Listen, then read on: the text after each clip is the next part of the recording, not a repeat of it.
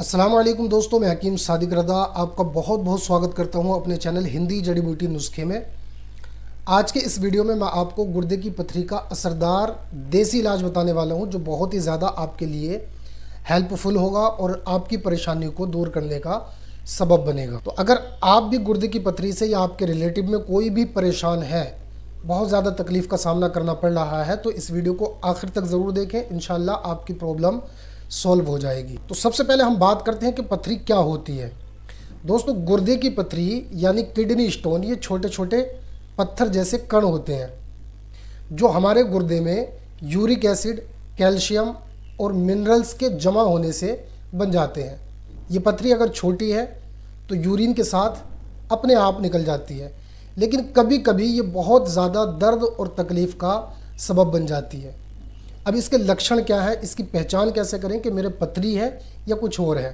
देखिए, सबसे पहली चीज़, अगर किसी को किडनी स्टोन या फिर गॉल ब्लैडर स्टोन है, ठीक है ना, तो उसको दो प्रॉब्लम ज़रूर होती हैं। पहली प्रॉब्लम तो ये कि उसको गैस की शिकायत रहती है। अगर गुर्दे में पथरी है तो भी गैस बनती है, अगर जीबी स्टोन है तो भी उसको गैस बनती है। और दूसरा ये है कि उसको कभी कभी जी में चलाता है, उल्टी जैसा मन होता है, तो ये भी पथरी होने के लक्षण है।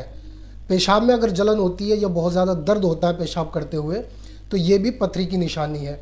कमर या पेट के निचले वाले हिस्से में अगर दर्द रहता है, तेज़ दर्द होता है, तो ये भी पथरी की निशानी है। अगर पेशाब में खून आता है तो ये भी पथरी की निशानी है। और बार बार अगर पेशाब आता है तो इससे भी आपको समझ लेना चाहिए कि कहीं ना कहीं आपको पथरी की होने की संभावना है। अब इसका देसी इलाज और असरदार नुस्खा समझ लेते हैं।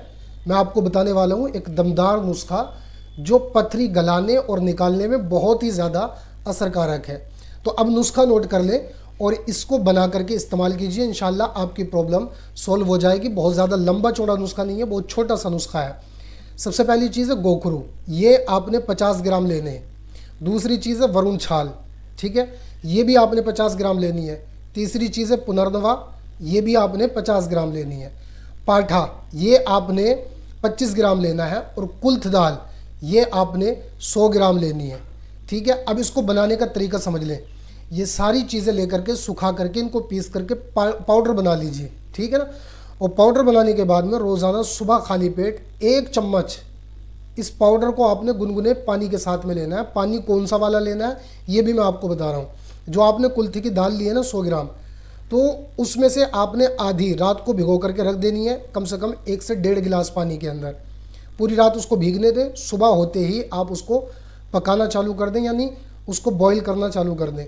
जब पानी थोड़ा सा कम हो जाए, यानी 1.5 से 1 गिलास पानी बच जाए, आपने उसको छान करके उस पानी से इस पाउडर की 1 चम्मच की खुराक इस्तेमाल करनी है।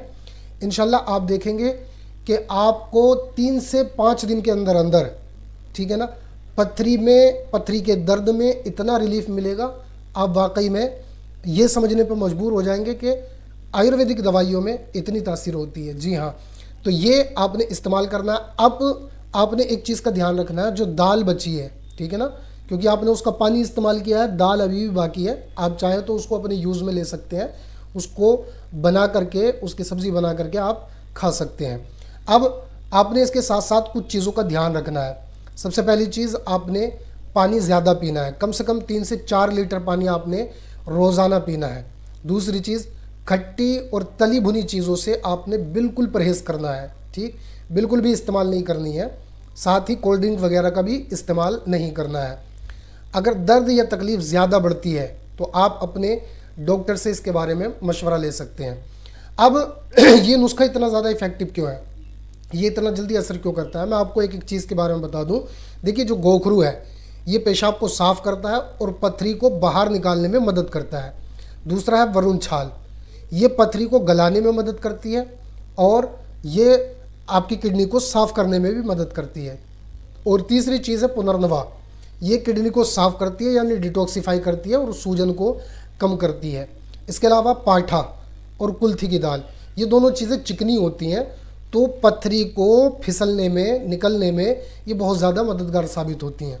तो आप अगर इस नुस्खे को बना करके इस्तेमाल करते हैं, इंशाल्लाह आपको भी सैकड़ों मरीज़ों जैसा आराम देखने के लिए मिल जाएगा।